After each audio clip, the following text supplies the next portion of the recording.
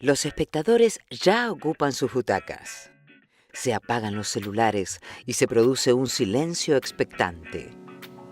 Está por comenzar la función. Amo el teatro, un espacio para profundizar en el mundo de las artes escénicas.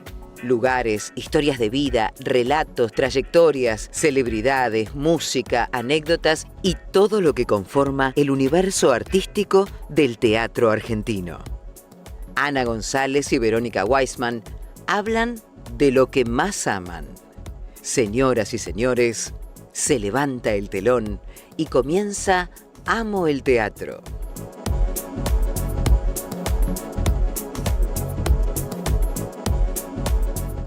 Qué importante, ¿no? Los oficios.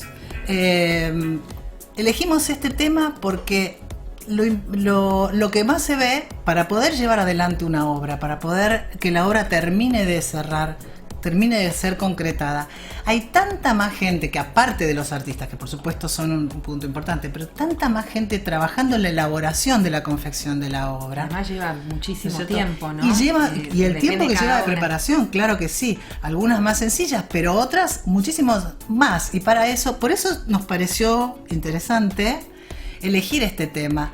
Tenemos algo para ver, que estamos viendo en este momento. Ah, sí, tenemos un paño sobre los oficios, sí. ¿no? Por ejemplo, pensemos con el vestuario. El vestuario comienza primero con un diseñador que elige las telas, elige las texturas, más allá del tipo de... Es el diseñador de vestuario. Claro, más allá del vestuario y luego la confección, o sea, el realizador, el que lo hace. Los que cosen, cortan toda la parte claro, toda la parte tallerista, claro. Sí. Los zapatos, porque muchas veces los zapatos se crean cuando son teatros como por ejemplo el Cervantes o el San Martín, que son teatros fábrica, se crean en el teatro, para la obra de teatro especialmente. Bueno, un poco se emparenta con lo que estuvimos hablando del Cervantes cuando entrevistamos a Estela Maris, que fuimos a ver el depósito de todo este vestuario, zapatos. Claro, por ejemplo la escenografía. Para hacer una escenografía, como veíamos hace un rato, la escenografía necesita de un montón de gremios, necesita de los carpinteros, herreros, ebanistas, qué sé yo, pintores, o sea, un montón de gremios trabajando juntos para poder lograr, qué sé yo, La escenografía lleva muchísimo tiempo. Claro, bueno, hay unas escenografías impresionantes. Bueno, mira, esa es en el Colón, esa es de Aida. Claro, para poder lograr hacer semejante figura, ¿no? Y por ejemplo, los maquilladores, que también veíamos, el maquillador que muchas veces termina siendo el personificador, a veces no es solamente un maquillaje, sino una personificación que lleva peluca, barba, postizos, extensión. Están horas para algunos personajes que cada vez que tienen que subir a escena, el tiempo que les lleva crear el personaje en el maquillaje, ¿no? O en los postizos. Y el sonido, algo un poco todavía más técnico. El sonido, cuando del sonido parte no solamente el micrófono para lo que vaya a decir el artista, lo que hable el artista, sino la música. La música que viene de los realizadores, vienen de los músicos, los que a veces las músicas son originales, no se buscan músicas ya hechas. Claro, los autores de las músicas, ¿no? Y la iluminación, otra gran parte, ahí tenemos justamente... Sí, la diferenciación de la iluminación, que en la danza es un tipo de iluminación, en la ópera o en el teatro, bueno, también es un lenguaje la iluminación. La verdad que nos costó elegir cuál de todos estos temas, de cuál de todos estos oficios íbamos a hablar, porque es imposible un programa para todos ellos, sería imposible. Pero hablando con unos y con otros, la otra vez cuando tuve la oportunidad de charlar con una iluminadora, y me decía, yo soy iluminadora de danza, diseñadora de imagen, diseñadora de iluminación, y la danza es totalmente distinta iluminar la danza es totalmente distinto que iluminar una obra de teatro, o sea que de cada uno se abre un universo, claro, ¿sí? Es una especialidad de todos estos oficios. tenemos un montón para decir de esto y nos estamos como un poco alborotadas con tanto tema. Sí, además hicimos una visita muy interesante y la verdad que además de visita fue como una clase. Exactamente. Así que tenemos, mucha información que no vamos a abarcar en el programa, pero bueno. Pero bueno, justamente queremos presentar finalmente lo que elegimos fueron las máscaras, ¿no? Y para ellos fuimos en busca de aquel mascarero, el mascarero de Buenos Aires, que ya por suerte lo tenemos hoy para la entrevista, y casualmente, por ahí casual y por ahí no casual, no sé, coincidimos con que el mes de octubre, del 1 al 31 de octubre, fue el Festival de Teatro de Máscaras, liderado por Alfredo Iriarte, en el espacio Los Pompas, en el espacio de arte. Yo pude justamente, tuve la suerte de asistir al último, fue todo el mes, durante todo el mes hubo actividades, seminarios, obras de teatro que tenían relación con las máscaras, y yo pude asistir al último conversatorio que estaba titulado Las mujeres en el teatro de máscaras. Perdón, ¿qué es un conversatorio? Un conversatorio es algo así como una charla, pero con la posibilidad de poder preguntar, de poder interactuar con las personas que presentan el tema. Y Alfredo nos decía que para él era un sueño poder reunir a todas estas mujeres, eran 12 mujeres, que podían hablar de este tema y que habían llegado tal vez a las máscaras desde distintas disciplinas. Había, qué sé yo, por ejemplo, una bailarina que enseñaba danzas afrocubanas y daba la danza de los orichas y había utilizado las máscaras en sus clases. Otra, una psicóloga que hacía psicodrama y utilizaba las máscaras para los momentos de su psicodrama. Las máscaras tienen distintas utilidades o distintos fines, pueden ser pedagógicas, pueden ser teatrales para usar en el teatro o para trabajar, o sea, uno cuando se abre el universo máscara uno piensa que solamente la de la comedia y el drama. Pues justamente por eso él nos decía, la máscara es la teatralidad inmediata, porque una vez que te pones la máscara, al desaparecer el gesto de tu cara, todo se traduce en el cuerpo y se transforma en un teatro físico. Bueno, aprendimos un montón de cosas que las vamos a intentar todavía decir no somos todas. Expertas, pero estamos ahí. Eso, vamos a intentar llevarlas adelante y a brindárselas a ustedes, porque ese es el objetivo del programa, de que algo de todo esto pueda llegar y los pueda conmover y les pueda sembrar una semillita de un poco de intriga para acercarse a esto, que es algo más que forma parte del teatro. Él nos decía también que esto que dije, una vez que te pones la máscara, y la máscara amplía posibilidades y también permite explorar otros sentidos, ¿no? Tenemos entonces... también tenemos los distintos tipos de máscaras que aprendimos. Sí, ¿no? Pero nosotros aprendimos los tipos de máscara. Pensamos que era una sola, pero no, hay distintas. Correcto, pero también fuimos en busca de algo más, para aprender algo más, aparte de este conversatorio, fuimos al taller de Iriarte. Ahí estamos viendo unas imágenes del taller. Uh-huh. Y lo que nos pasó, no solo esto, no solo conocimos el taller, sino que al conocerlo a él, fuimos en busca de ¿cómo se dice? Del realizador, de un artesano. Y la verdad es que nos encontramos con algo mucho mayor. Nos encontramos con alguien que es un actor, que es director, que es realizador.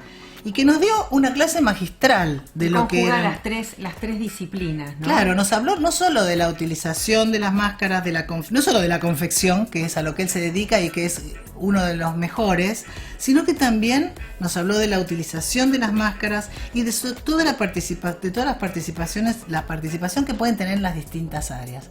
Sacó millones de libros, ¿verdad? Sí, ahí vemos algunos. Y también estaba su mujer, que es Gabriela Guastavino, que ella es actriz y ella se dedica a toda la parte de pelucas, bigotes, cejas, hace todo ese trabajo y además es caracterizadora, pero hace ese trabajo puntual que tiene que ver con pelos, pelucas, implantes y es otra área de las máscaras. Y contanos lo de las máscaras. Bueno, y después hay distintos tipos de máscaras, yo me las fui probando, no sé si van a salir porque las pudimos tocar, las máscaras son de cuero. Y bueno, y hay 3 tipos de máscaras. Está la máscara larvaria, que, bueno, está la clásica, la media máscara, que es la que te permite hablar y que llega hasta la nariz y podés hablar y caracterizar. Después está la máscara larvaria, que son las que estamos viendo, estaba recién justo la imagen. La anterior, que no podés ver, y que entras en el personaje, o sea, le da forma al personaje desde esa máscara. Después también tenemos la expresiva. En las expresivas no hay texto, sino que hay movimiento. Y por último la neutra, que crea mundos desde la propia imaginación. Entonces esa es la media máscara. No sé si después viene... Esas son las neutras, que son las pedagógicas, las que más se utilizan para ejercitar. Se ven, bueno, podés hablar, se ven los ojos. Sí, se nota que están hechas. Esa es una marioneta que había ahí atrás de Alfredo mientras nos relataba y nos enseñaba. Bueno, así que tenemos estos 3 tipos de máscara. 3, 4, porque también está la máscara de la media máscara. Ahí están las imágenes de los libros de cómo comienza, cuáles son los comienzos de las máscaras. La máscara es la teatralidad inmediata, es pedagógica, nos provoca, nosotros nos ponemos la máscara o elegimos un determinado tipo de máscara y es una herramienta. Él siempre decía que la máscara tiene su propio misticismo, ¿no? Sí, y que una de las cosas era que si bien él había tenido una formación eurocentrista, y los maestros, aquellos maestros europeos, porque el tema es que hay un método, que es el método de teatro Lecoq, llevado adelante por Jacques Lecoq, fue un pedagogo quien creó la técnica, y es una técnica teatral centrada en el movimiento del cuerpo como la base de toda actuación teatral, donde la inspiración se busca en los elementos, en el aire, el agua, la tierra y el fuego. Lecoq, a Buenos Aires han llegado algunos discípulos, por ejemplo, Thomas Pratky y Norman Taylor. Thomas Pratky fue el director pedagógico de la escuela Lecoq durante 15 años, y Thomas Taylor es el maestro de movimiento. Ambos vinieron a Argentina a enseñar. Thomas sí. Ambos le compran las máscaras a Iriarte, vienen a buscar sus máscaras, aunque él ha vendido máscaras hay máscaras de él en todo el mundo. Y esto me parece interesante, porque él decía que si bien la formación de él ha sido una formación eurocentrista, lo toman a él como un referente americano o sudamericano. Y eso está bien, porque la verdad que él decía que la máscara no, si bien la formación tal vez es eurocentrista, existieron máscaras en todos los continentes y en todas las épocas. Claro, el origen de la máscara viene con la especie humana, eso nos explicaba él, que siempre nos acompañó la máscara, como el hombre de la caverna se pintaba la cara para sentirse más seguro y salir a cazar. Y luego cuando retornaba y contaba cómo había sido, ahí estaba ya naciendo el teatro, y el teatro con una máscara, ¿no? Ese libro que estaba pasando hace un momento era un libro americano de máscaras americanas, no recuerdo ahora, pero claramente, aparte de tener un montón de bibliografía, podemos hablar desde las máscaras balinesas hasta las máscaras quechos y las máscaras desde los orígenes. Claro, sí. de grupos originarios americanos. Claro. Bueno, lo que yo quería contar también es que cuando llegamos al taller, una anécdota, por eso tenemos acá a este personaje del cascanueces, el cascanueces propiamente dicho. Cuando llegamos al taller, de todo lo que vimos, pero en la entrada del taller había 2 grandes máscaras. Una era la cara del cascanueces, que tenía unos ojos que se abren y se cierran, gigantes, enormes, y otra más que creo que la vamos a ver después en el paño, Bueno, son máscaras que van al Teatro Colón, estaban preparando para el Teatro Colón, para el Cascanueces, que se va a dar ahora en diciembre en el Teatro Colón, uno de los primeros ballet, que cuenta la historia, es una historia de Navidad que aclara la protagonista, le regalan un cascanueces. Ese cascanueces toma vida y la lleva a distintos mundos, ¿no? A los distintos reinos, el reino del azúcar, el reino de las flores, el de los dulces, y bueno, es una historia de fantasía. Y la música del cascanueces es de Tchaikovsky. Y bueno, y acá tenemos hoy a nuestro cascanueces, que ya vamos a adentrar en Nosotras también trajimos una mascarita hoy, trajimos nuestro cascanueces. Sí, para ilustrar el día. Bueno, muy bien. Tenemos entonces algo para ver, para que vean. Los espectadores se reúnen en el foyer, con ganas de hablar. Entrevista en Amo el Teatro.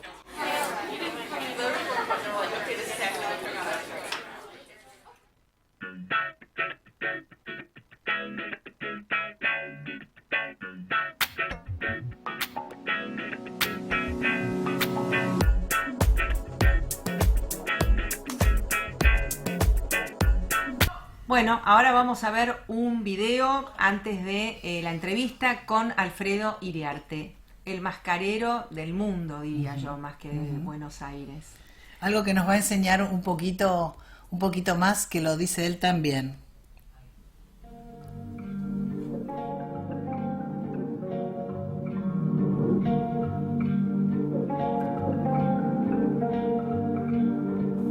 Muchas veces lo que pasa con el juego de la máscara es que el que se piensa que está oculto se revela quién sos, cómo sos, qué haces, todo tu imaginario.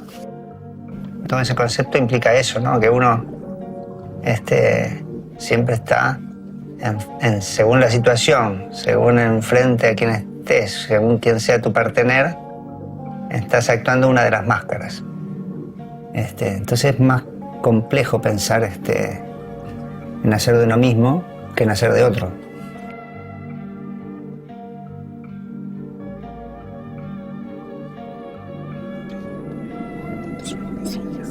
El escritor, con la misma turbación, le respondió que las máscaras son necesarias, tan necesarias como aparentar lo real.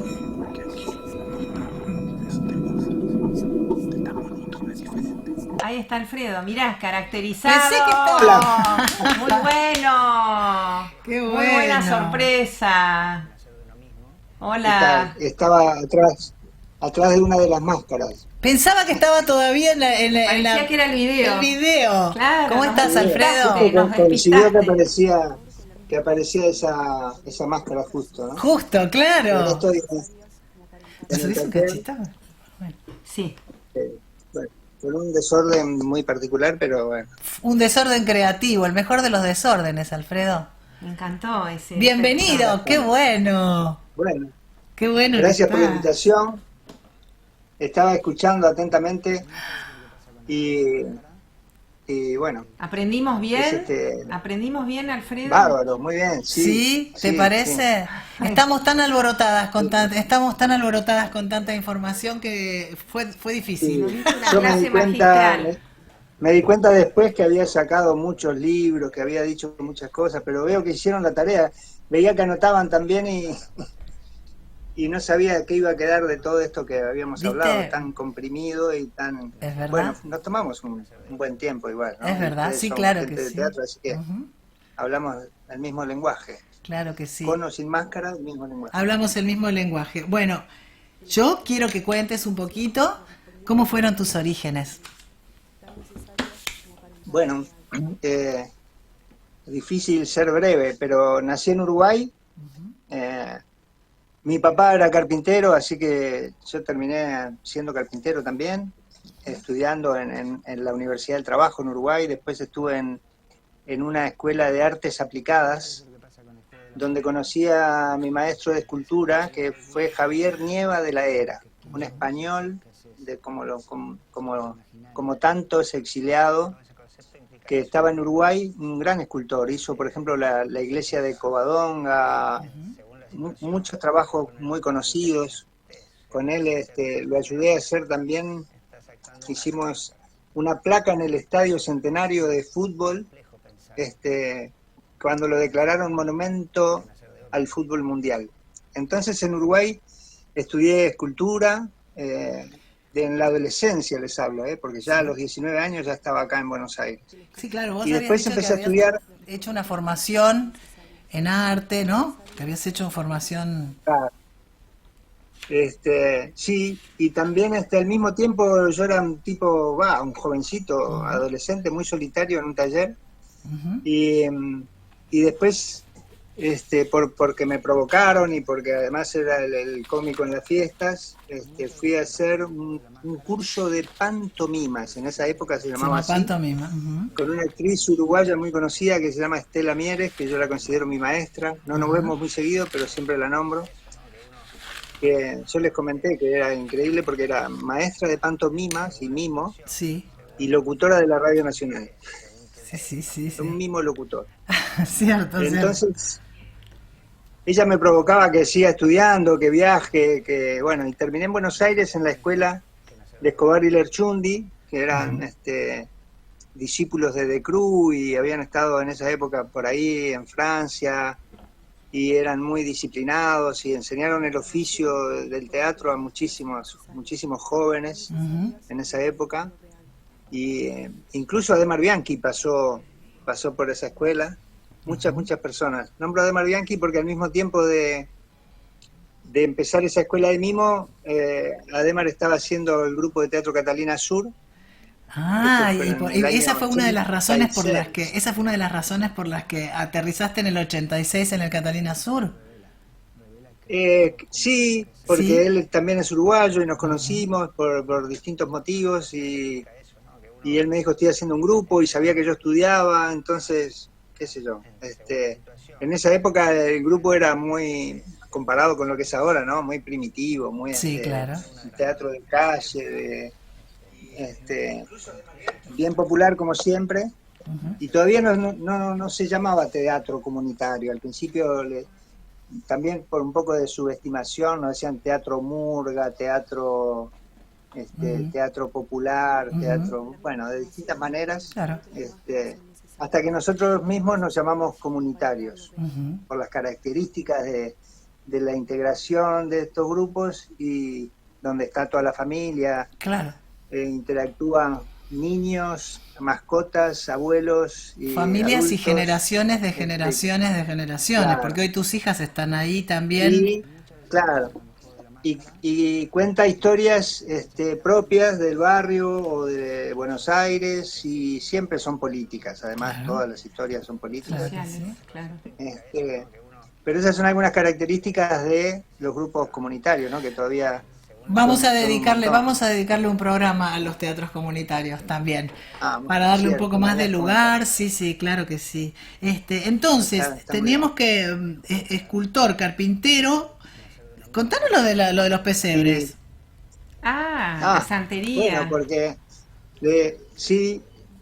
tenía mi hermano, fue seminarista con una congregación franciscana en Montevideo, en un lugar que se llama Sayago, que era mi barrio, y el director de esa congregación era un pintor, que fue él el que me provocó. Sabía que yo tallaba madera, que lo hacía con Javier Nevas, que era un imaginero muy conocido, y me decía por qué no hacía yo pesebres, que había unos curas alemanes que querían tener un pesebre. Entonces le pedí permiso a mi maestro, y mi maestro me ayudó a hacerlo, y todavía está ahí en el barrio en la capilla de mi barrio, eso quería decir. Está el pesebre, y bueno, desde esa época empecé a trabajar. Te digo que tenía 15, 16 años, y después ya hice los muebles de toda una iglesia, y el altar, el ambón, el sagrario, el portacirio. Wow. Por eso cosas decías de madera talladas. Claro, por eso decías que lo de la carpintería te venía un poco también venía un poco desde lo de familia, y terminó en el tallador, que después terminó claro. Porque es que los pesebres, claro, terminaron, les cambié las articulaciones y ya eran marionetas. Claro. Se transformaron en marionetas. Claro. Entonces, y además cuando en esta escuela de mimo que les cuento, justo había llegado José María López, un director de teatro, había vivido en Francia muchos años y venía con las máscaras de Bali, las máscaras balinesas que ustedes han nombrado también, y son de madera. Entonces apenas vi una máscara dije, yo puedo hacer esto. Claro. Inmediatamente me puse a hacer máscaras y de ahí nunca más paré. Y hoy tus máscaras... No siempre me dediqué sí. a hacer solo máscaras, pero bueno, como era el carpintero también podía hacer la escenografía, títeres, otras cosas. Pero y hoy tus máscaras son de cuero, pero llevan una matriz de madera. Las tenemos ahí, ¿no? Tienen miro así porque, a ver, te muestro, ahí acá en la pared ahí estaban las matrices de las máscaras estas, ¿no? Que son las de cuero, que se hacen todavía de la manera tradicional, no hay otra manera de hacer. Si no tenés una matriz de madera es muy difícil, es como una horma. Claro, es la horma para poder hacer después la máscara, seguro. Y la madera, digamos que el cuero se vuelve la piel de esa madera y queda exactamente lo que vos tallaste, ¿no? Claro, perfecto. Y es como un poco con esto de estudiar teatro y de hacer esas prácticas, yo digo que también que es como una responsabilidad, ¿no? Sostener un oficio centenario de hacer máscaras teatrales, no solo de comedia del arte, sino de estas pedagógicas que ustedes nombraron también. Y bueno, eso es un mundo apasionante, interminable, inabarcable. Interminable, claro que sí, porque tus máscaras son buscadas... Para mí. Sí, como que no, para ti y para todos los que vienen a buscar tus máscaras de todas partes del mundo, ¿o no? Sí. Bueno, sí, también podemos decir eso. Sí, claro que sí. Por eso, algunos grupos, por ejemplo, nos contaste como Los Turbulentos o los Family Flocks vinieron en busca de esas máscaras. Family Flock vinieron en busca de esas máscaras. En realidad, a ellos los conocí viajando, porque por intermedio de una alumna conocí al director de los Turbulón, Philippe Duban, y porque él tiene ese grupo, tiene un lugar en un barrio como Catalina Sur. Tiene una carpa de circo, el Chapitó es una carpa de circo, que es un teatro en medio de un barrio, de una plaza. Y como estos adultos son autistas, tuvieron que salir a comunicarse con los vecinos para explicar, para que no los discriminen, para que no se asusten. Claro. Y ellos musicalmente son increíbles, algunos con oído absoluto, músicos impresionantes, ejecutan instrumentos, hacen cantos polifónicos.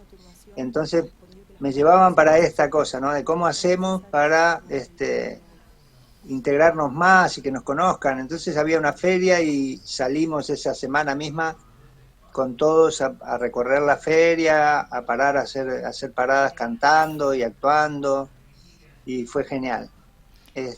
Y después seguimos conectados y vinieron acá un par de veces, hicimos intercambios con Catalina Sur, mirá qué interesante. con las asociaciones que trabajan en Buenos Aires con esta problemática, digamos, o con esta realidad de las personas autistas adultas, ¿no? Porque antes, cuando decías autistas, solamente se pensaba en niños, y el autista adulto era el loco del pueblo y chao.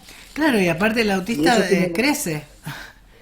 El niño crece y se hace adulto, claro. Y puede hacer más de lo que dicen los prejuicios que pueden, ¿no? Claro que sí. Cada uno tiene una particularidad. Por eso se habla del espectro, ¿no? De tantas maneras. Claro, que hay un montón. Aprendí mucho. Una de las experiencias más conmovedoras que me pasaron, ellos, yo hablo muy mal todas las lenguas, incluso el castellano, el español, y eso, para ellos la broma era decir que mi problema era que yo no hablaba, que no podía hablar. ¿Ah, sí? Entonces era uno más de ellos. Y entonces me ponía en juego y jugábamos y hicimos realización de máscaras, de títeres, y también hacíamos escenas, y yo trabajaba como director o como pedagogo ahí, y montamos un espectáculo gigante que fue un poco inspirado en el casamiento de Anita y Mirko, de un espectáculo de los Calandracas y el Circuito Barracas, que era un casamiento de una familia argentina con una familia francesa.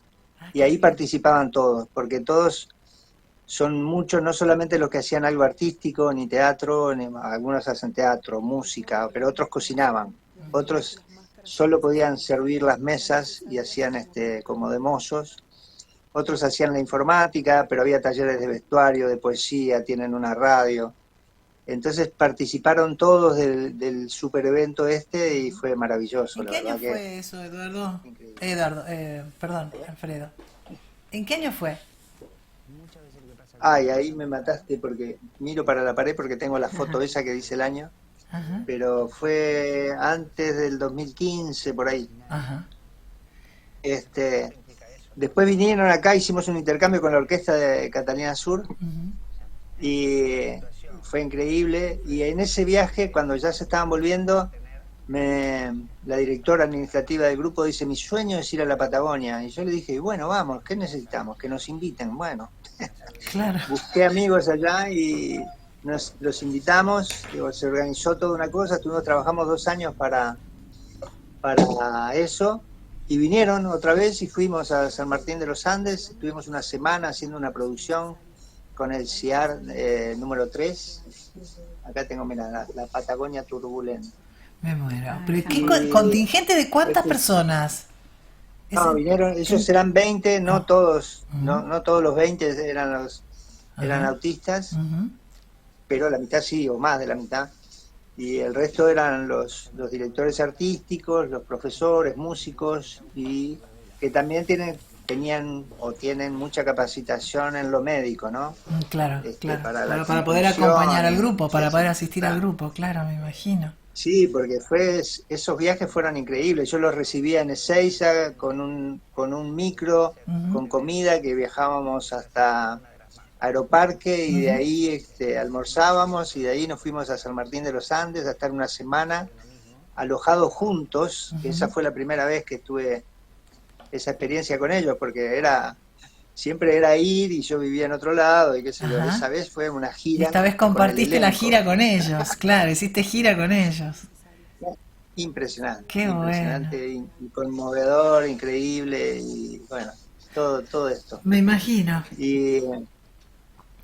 Y bueno, y con los Family Floss en realidad fui a Berlín a dar talleres. Yo fui a dar taller allá y justo que ahí ellos estaban inaugurando su lugar de taller.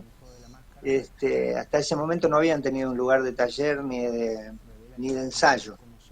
Entonces yo hice un taller de realización y compartimos las técnicas. Bueno, Jairo está casado con Valentina, que es argentina, que es bailarina y profesora en la escuela de Thomas Pratky también. Y bueno, estábamos como entre amigos también, porque Thomas venía y compartimos el taller que yo di y encontramos muchas cosas en común que los dos hacíamos, y ellos muy generosamente nos mostraron todas sus máscaras, y así que fue muy enriquecedor para vos también, ¿no? Muy enriquecedor para vos también, ¿no? Claro. Ellos tienen espectáculos, los que lo empiezan a conocer al grupo después espiando en internet, en YouTube, te fanatizás porque son geniales. Si lo ves en vivo te volvés loco. Porque hacen este espectáculo con este tipo de máscara expresiva que no deja ver los ojos del intérprete, pero entendés todo, porque no permite el juego psicológico de la mirada, pero no necesita palabra, casi te podría decir que no necesita sonido las situaciones que encuentran. Los espectáculos suceden antes que la palabra, casi podría decir que antes que el sonido de la voz. Claro. Y son situaciones siempre cómicas, graciosas y sorprendentes, la verdad. El director Mijail quiere hacer otros espectáculos, pero le demandan siempre eso, ¿no? Y como son una compañía ya grande, con muchas familias, también tienen que trabajar. Claro, entonces, seguro. Y hablando de trabajo, debaten entre lo comercial y lo que les gusta hacer. Claro. ¿Dónde te encontramos si queremos tomar un curso con vos? ¿Cuáles son tus ¿dónde estás ahí trabajando? Bueno, ahora no. En realidad es difícil en estas latitudes, pero yo siempre me estoy moviendo porque en realidad no es difícil, es caro. Ajá. Y nuestras realidades económicas latinoamericanas son difíciles para hacer máscara de cuero, tallar madera, lleva mucho tiempo, muchas horas por día. Claro. Es difícil. Entonces por una propuesta de Héctor Alvarellos, que era el director de la RUNFLA, que inventó esta escuela de actuación en espacios no convencionales, que depende de la EMAD, entré ahí. Para nosotros son los callejeros, es Claro.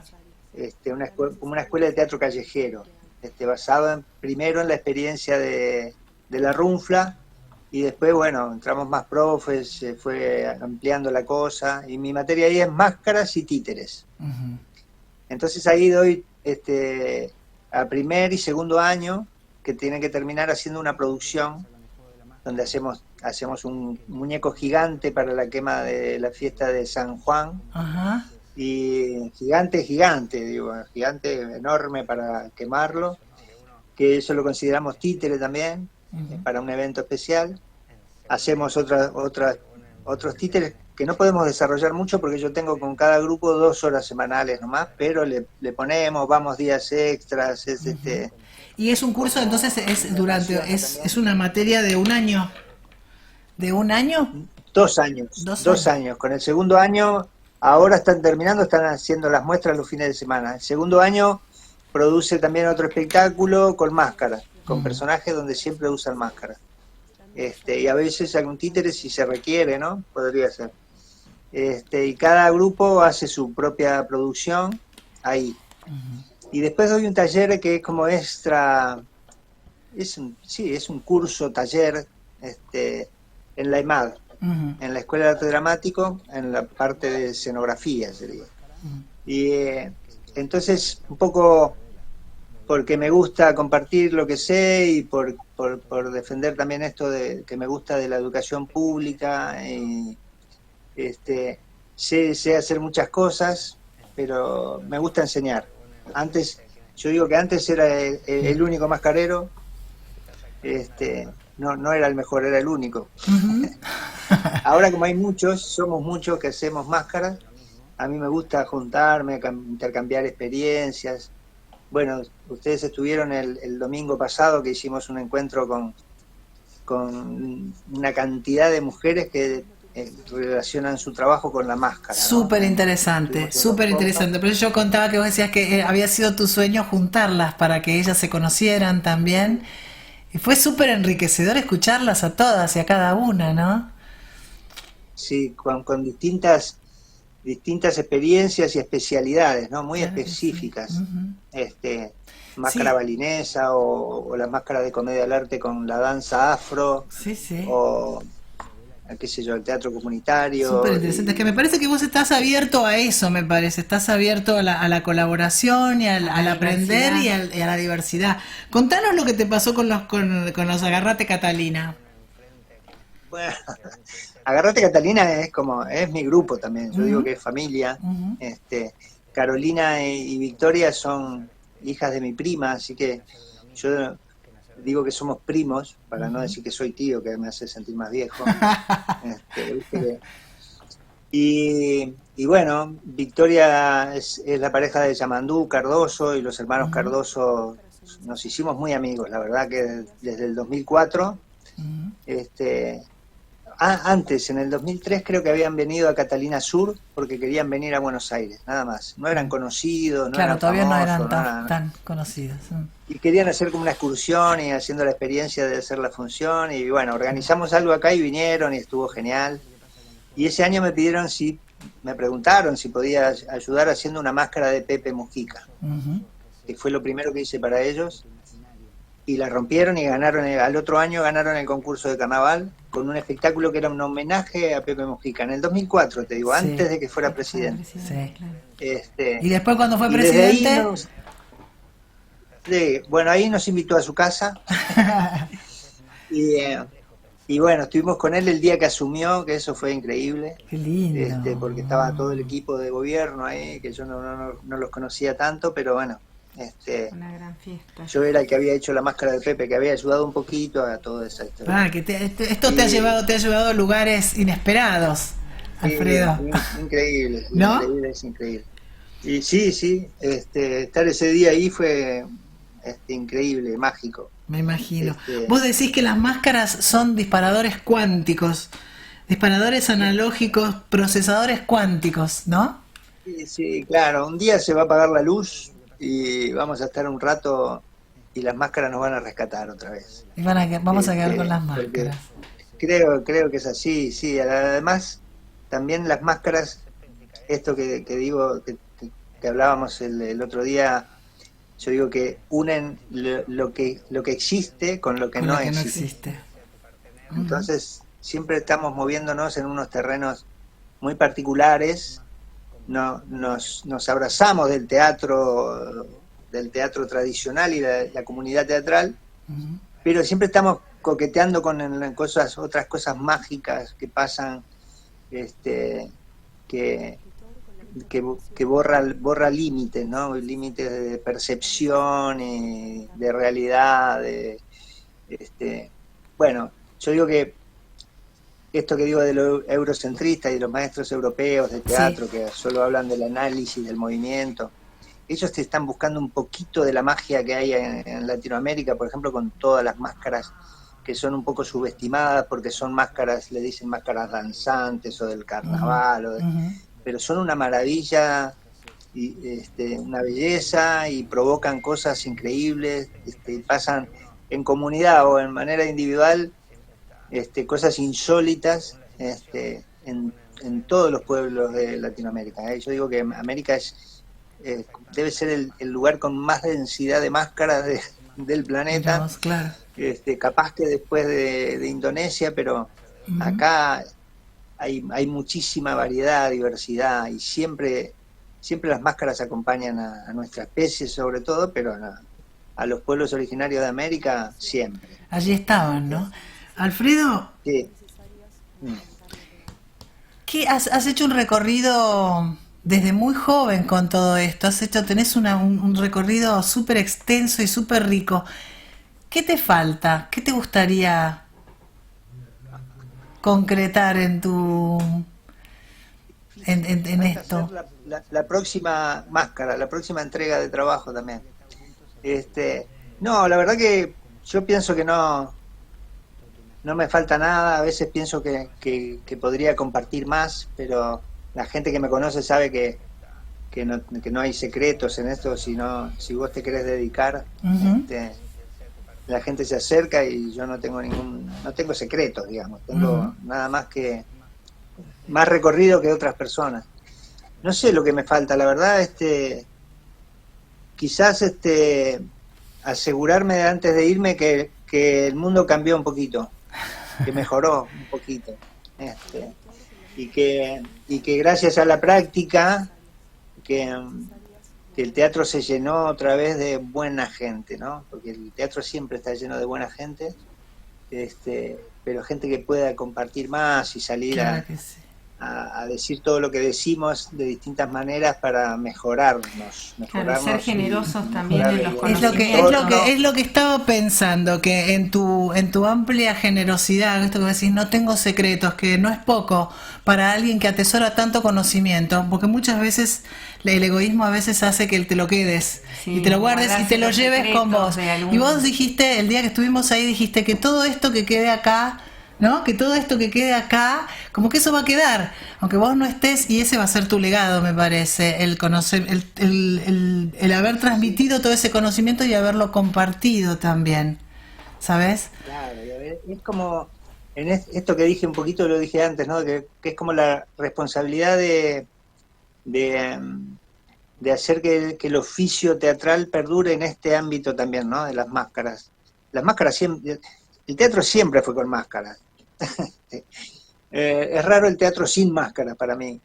Y más allá de que no se vea en la escena, que no se vea el objeto máscara, la actuación es máscara también. No solamente la máscara es el objeto que va en la cara, sino también es el texto, el personaje, el maquillaje, el peinado, los lentes. Es todo un conjunto. Es todo un conjunto. Toda la representación. El teatro es máscara. Alfredo, para mí. te queremos agradecer. Como siempre, ha sido un gusto. Podríamos seguir escuchándote toda la hora noche. más. Yo creo que tal vez tenemos ahí, ¿sabés lo que nos falta? Nos falta la ida a Bali, Alfredo. Claro, bueno, sí, que hablamos tanto de Bali. Vamos a hacer el paseo por Bali. Siempre eso es de lo que me falta, que me preguntaste, eso me falta, llegar ahí. Sí, había algo. Es como la meca de las máscaras. Un día voy a llegar ahí. Hay un mascarero muy conocido ahí que él me conoce y yo lo conozco. Yo admiro muchísimo su trabajo y quiero ir un día a estar con él y tallarnos una máscara de madera. Lo haremos, propongámonoslo para el año que viene. Dale. O el otro. Alfredo, te mando un beso enorme, te agradecemos un montón. Muchas gracias, bueno, Alfredo. Gracias a ustedes. Voy a ver cómo me voy. ¿Con qué nos vamos a ver? Porque viniste caracterizado. Me voy. ¡Guau! Así te va. Chao, Alfredo, te queremos. Gracias. Chao. Hasta la próxima. ¿Vamos al teatro? ¿Qué ver? ¿Cuándo? ¿Dónde? Una agenda para armar tu noche especial. Recomendaciones en Amo el Teatro.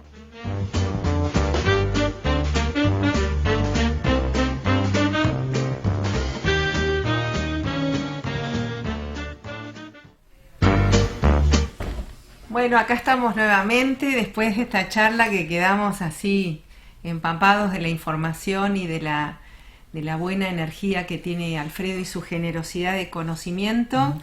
Pasamos ahora a las recomendaciones. Sí, y ojalá nos esté escuchando todavía, porque la primera recomendación que voy a dar hoy es sobre Santa Mesa. Santa Mesa es una obra que tenemos algo para ver de ella. Sí. Es una obra que se da en el espacio Pompas, espacio de arte, donde se hizo el Festival de Máscaras de Alfredo Iriarte y el conversatorio del domingo que vimos. Esta obra, que es los domingos, tiene algo de especial. Es los domingos a las 12 horas en la calle Brasil 2640, donde está el espacio Pompas. La lleva adelante María Agustina Ruiz Barrera y dirigida por Manuel Mancilla. Reconstruye la historia familiar mientras arma y desarma la mesa de la comida. Los objetos cotidianos se transforman en personajes, en emociones, en recuerdos. Combinación de teatro de objetos y actuación. Y no solo eso, sino que después de la obra te quedas a comer. Te invitan a comer en una mesa común donde te sentás con gente que ha participado de la obra, que ha estado como espectador de la obra, y todo termina en una comida cuasi familiar. Espera, pero ¿cómo es? Vos vas al teatro y terminás almorzando después de la obra. Terminás almorzando con los espectadores. Genial, qué divertido. ¿Eso está todos los domingos? Esto está todos los domingos en Espacio Pompas a las 12 del mediodía. Las entradas son por alternativa teatral. Nosotras vamos a ir. Sí, nosotras vamos. Amo el Teatro te lleva. Si tenés ganas nos llamás. ¿Qué hacen de comida? Sí, pastas. Ahí están, las estamos viendo. Domingo, sí, muy bueno ese video, me encantó. Sí. Y es seguro que te lo encuentres, Alfredo, también, por ahí. Ese es el espacio. O sea que es combinación Pompas. De obra de teatro con almuerzo. Con almuerzo incluido. Dominguero. Muy buena una propuesta para un domingo distinto. Muy bien, eso tenemos para el domingo. El martes, si tenés ganas de ir el martes al teatro. Lunes no. El lunes descansamos. Martes 20:30 podemos ver Suavecita. Suavecita con Camila Peralta y dramaturgia y dirección de Martín Bontempo. Es una obra que en este momento está en el Metropolitan. Empezó ya hace mucho tiempo que está en cartel porque es muy buena, excelente. Suavecita funda un mito, una fantasía marginal y pegajosa. En un hospital donde ella trabaja, un doctor, el doctor Rodríguez, la utiliza para probar una terapia alternativa, algo poco convencional, en pacientes terminales.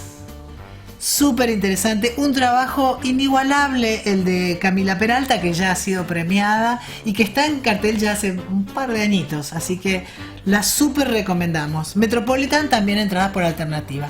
Siempre y cuando no quieras venir con nosotras, si sos de la zona norte me llamás, nos organizamos. A nuestro canal a nuestro Instagram, Amo el Teatro Zona Norte.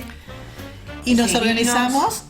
Y escribinos por el Instagram para organizar, para llevarte, recomendar, comprar entradas, llevar al café, comer la pizza después del teatro.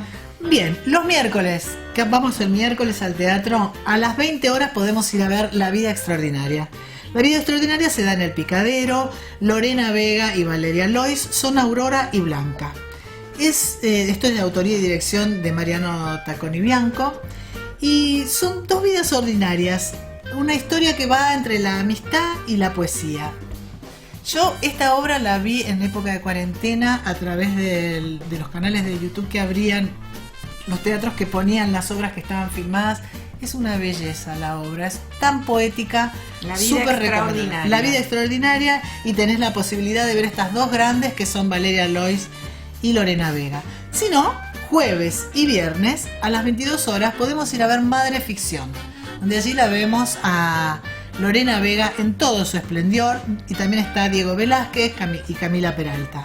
Marco Ferrante es una historia donde un escritor tiene la posibilidad, lo contratan para escribir una obra, y la obra empieza queriendo ser de una manera y termina siendo de otra, con todo el desarrollo familiar que eso provoca. También entradas pasar en la escritura. Pasar, exacto. No, y además en la escritura, que estás con una idea, después se va transformando en otra cosa. Las entradas se compran por Plateanet. Metropolitan. Ah, bueno. Bien, el sábado no, el sábado vamos a bailar o vamos a otra cosa, y el domingo podemos ver otra vez a Valeria Lois en La Mujer Puerca. Domingos 20-30, está solamente el domingo 23 y el domingo 30 de este mes, porque Valeria, como verán, tiene mucho trabajo y trabaja en estas otras dos obras que ya recomendé, que son Madre Ficción y La Vida Extraordinaria. Pero me gustó poner varias cosas para que vean que los artistas no solamente tienen un trabajo, sino que varios. Imagínense, en este caso son 3 obras, 3 obrones en las que ella trabaja. Y La Mujer Puerca la elegí porque es la historia de una huérfana. Una huérfana como esos cuentos de Dickens que se devoran en la infancia. Este es un unipersonal de Valeria Lois, lo hace bastante, también ha sido premiada varias veces, y está dedicada a los huerfanitos en su periplo errante buscando un lugar de origen. El lugar es Los Vidrios, la autoría es Santiago Loza y la dirección es Lisandro Rodríguez. Bueno, esas son mis recomendaciones. Recomendaciones, todas ligadas entre sí, con las mismas actrices. Sí. Para esta semana podemos ir todos los días al teatro si quisiéramos, y elegir cosas bellas. Sí, hay para elegir y para ir todos los días. Bueno, nos vamos despidiendo porque estamos en el horario. Esto es Amo el Teatro. Mi nombre es Verónica Weisman. El mío, Anita González. En el control, Rodolfo Neto. Laura Katz en la producción. Esto es Demos Radiovisual. Seguinos en Instagram, Amo el Teatro Zona Norte, escribinos, participa de los sorteos, entérate de las novedades, recomendaciones, y te llevamos al teatro. Los esperamos la próxima. Hasta el próximo programa, gracias, adiós.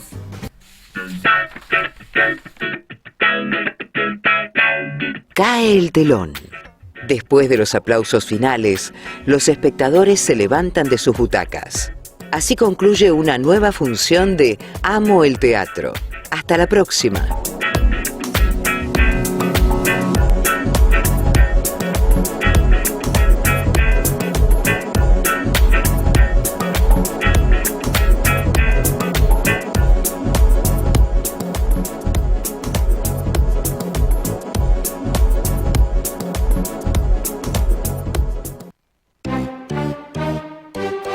Desde Florida, Buenos Aires, República Argentina, para todo el mundo, en www.demos.com.ar. En el aire, Demos Radiovisual, el volumen de tus sentidos.